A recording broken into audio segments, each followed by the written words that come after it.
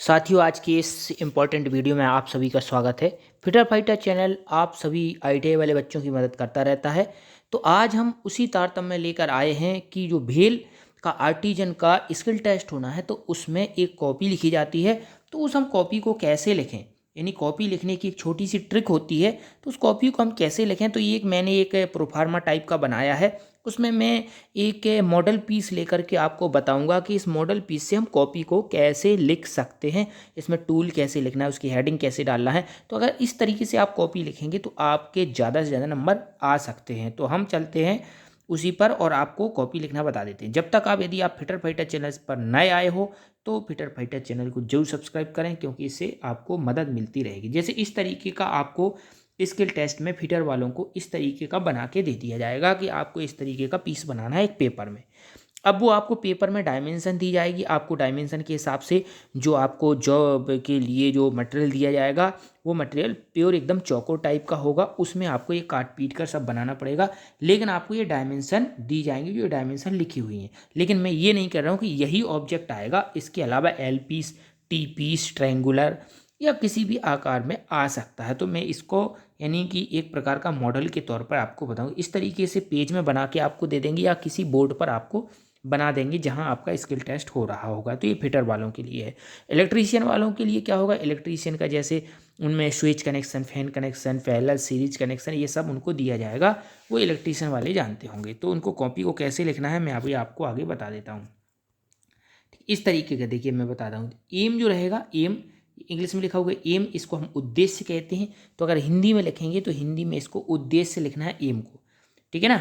अब इसमें उद्देश्य में क्या लिखना है, इसमें लिखा हुआ है practice of making V blog, यानी इसमें इंग्लिश में लिखा हुआ है practice of making V blog. तो हमें लिखना है एम में उद्देश्य लिख करके हिंदी में आगे लिखना है दिए गए जॉब में वी ब्लॉग बनाना या वी ब्लॉग का निर्माण करना। तो हिंदी में ऐसा लिखना पड़ेगा, जैसे हम वी ब्लॉग बना रहे हैं तो वी ब्लॉग का निर्माण करना, हम एल बना रहे हैं तो दिए गए जॉब में एल बनाना, एल फिटिंग बनाना, टी फिटिंग बनाना, ट्रायंगुलर जॉब बनाना। तो वो सब आपको एक जगह पे लिखना, जो हम काम कर रहे हैं वो हमारा उद्देश्य होता है। इसके बाद देखिए इसमें रॉ मटेरियल मतलब मेटल जो होता है, तो आप इसको हिंदी में भी रॉ मटेरियल लिख सकते हैं। कोई ऐसा जरूरी नहीं है कि आपको इंग्लिश आए तभी आप इंग्लिश में लिखें, अन्यथा हिंदी में आप लिख सकते हैं रॉ, रा रा के ऊपर एक डंडा हो करके रॉ और मटेरियल, सीधा आप इंग्लिश को हिंदी वाली भाषा में लिख देना। तो आपको रॉ मटेरियल जो मिलेगा वो इस तरीके से मिलेगा। देखिए 75x72x10 mm, 10 mm मोटा पीस भी हो सकता है, प्लस 8 mm मोटा भी पीस मिल सकता है। तो जो पीस आपको मिले, आपको 100x100x8 का मिले तो वो भी लिख सकते हैं। जैसे 100x100x8 का मिले तो ये लिखना है। जो आपको लंबाई चौड़ाई मोटाई दी जाए उसको लिखना है मटेरियल। ठीक है ना। अब इसमें देखिए एक्चुअल साइज में लिखा हुआ है। एक्चुअल साइज वो होता है जब हम फाइलिंग वगैरह करते हैं तो उसमें थोड़ा साइज घट जाता है, लेकिन आप एक ही साइज लिखना, जो दिया हुआ हो वही साइज लिखना आप। ठीक है ना। इसके बाद है टूल, देखिए लिखा रिक्वायर्ड टूल एंड इक्विपमेंट, तो आप उसको हिंदी में टूल लिख देना कि टूल की कौन कौन से टूल की ज़रूरत इसमें पड़ेगी। ठीक है ना। तो ये टूल, इसमें जो जो टूल की ज़रूरत आप यूज करेंगे उन टूल के आपको नाम लिखना है। कोई ऐसा टूल नहीं लिखना है जो आपने उसको यूज ना किया हो। देखिए मेजरिंग टूल में देखिए standard steel rule, vernier caliper. ठीक है ना। ये जरूरी नहीं है कि जो मैं ये सारे बता रहा हूँ ये सारे आपको लिखना है, ऐसा नहीं है। जो टूल आप यूज करें उसी को लिखिए। इतने सारे टूल ना भी हों तो भी कोई घबराने की ज़रूरत नहीं है। ठीक है ना। मार्किंग टूल में देखिए इसमें आ जाता है हैमर है, डॉट पंच है, बर्नियर हाइट गेज है और सरफेस गेज है। ठीक है ना, सरफेस प्लेट सॉरी। इसके बाद होल्डिंग डिवाइस में देखिए इसमें दिया हुआ है एन विल प्लेट स्लॉटेड, ठीक है, angle plate slotted angle plate और पैरेलल जो बेंच वाइस। ठीक है ना, बेंच वाइस। अब इसमें मान लीजिए आपके पास एंगल प्लेट नहीं है तो आप उसमें केवल होल्डिंग डिवाइस में बेंच वाइस लिख सकते हैं। और आपको अगर ये हेडिंग नहीं भी डालना है, ये हेडिंग आपको नहीं भी डालना है तो आपको टूल की हेडिंग डाल के इन सारों को इकट्ठा लिख दीजिए, क्योंकि ये पूरा अलग अलग आप करोगे, उसमें अगर कोई गड़बड़ हो जाएगा, मार्किंग का लिख जाएगा होल्डिंग में, होल्डिंग का मार्किंग में, तो आपका गलत हो जाएगा। क्योंकि देखिए जो काम सरल और सहज हो वही काम आपको करना है। क्योंकि देखिए 2.5 से 3 घंटे में आपको काटना भी है, बनाना भी है और लिखना भी है।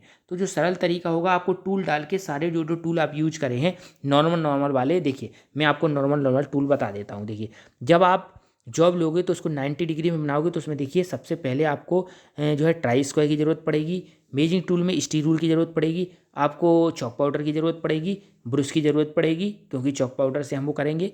90 डिग्री में बनाओगे तो ट्राई स्क्वायर मैंने आपको बता ही दिया है, स्केल आपको बता ही दिया, स्टैंडर्ड स्टील रूल लिख देना, स्टैंडर्ड स्टील रूल 12 इंच लिख देना, ठीक है ना। उनका नाम के साथ साथ उनका एक स्पेसिफिकेशन भी लिखते जाना।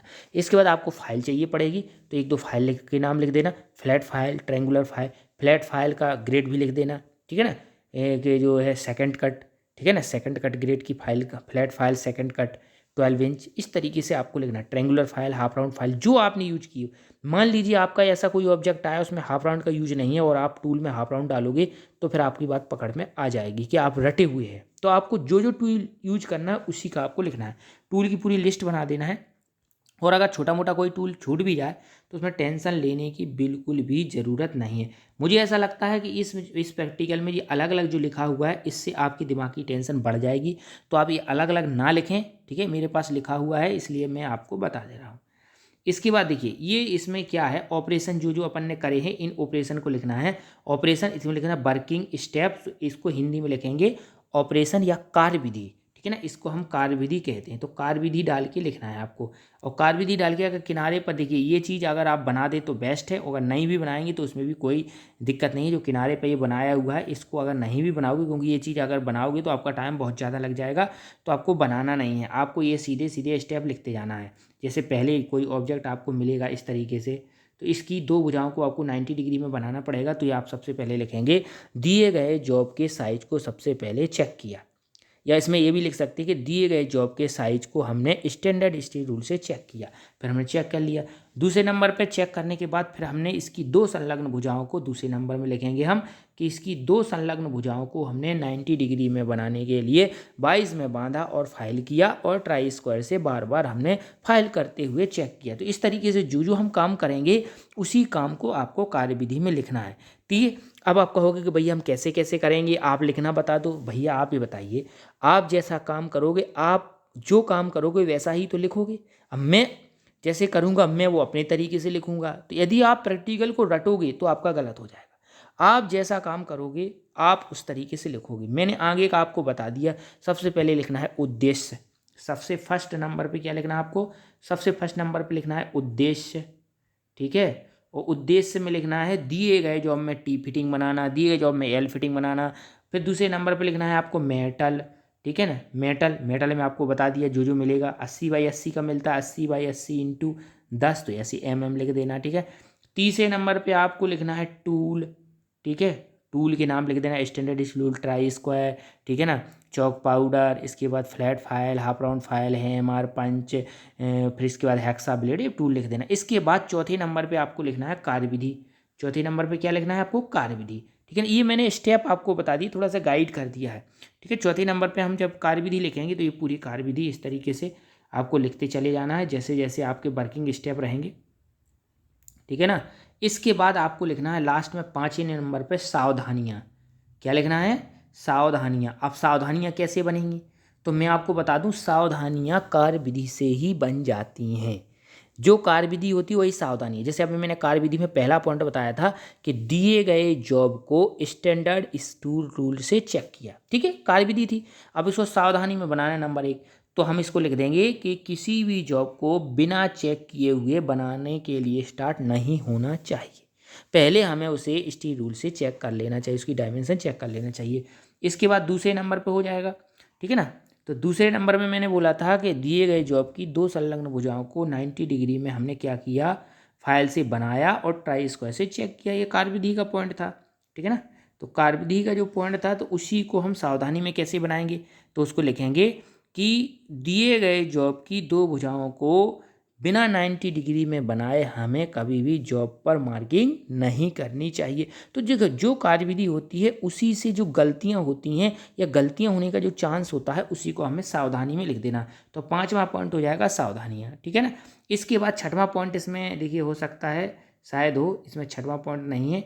6वां पॉइंट मैं आपको बता देता हूँ, इसका 6वां पॉइंट इसमें एक लिख देना, दिए गए जॉब को या बनाए हुए जॉब को हमने चेकिंग के लिए प्रस्तुत किया। लास्ट में एक पॉइंट अपनी तरफ से लिख देना, बनाए हुए जॉब को हमने चेकिंग के लिए प्रस्तुत किया। तो इस तरीके से आप कॉपी को लिख सकते हैं। मैंने थोड़ा थोड़ा आपको गाइड कर दिया है। आप सभी ITI करे हुए हैं, आप भी स्किल टेस्ट की तैयारी कर रहे होंगे, तो आपको थोड़ी थोड़ी हिंट मिल गई होगी कि हमें कैसे कैसे लिखना है। ये एक प्रैक्टिकल चीज़ होती है, इसको रटा नहीं जा सकता, या कोई दूसरा व्यक्ति डिटो डिटो लिखवा दे वो नहीं हो सकता। देखिए, उद्देश्य डिटो लिख सकते हैं अपन, मटेरियल लिख सकते हैं, टूल लिख सकते हैं, लेकिन कार्य विधि को हम नहीं लिख सकते हैं।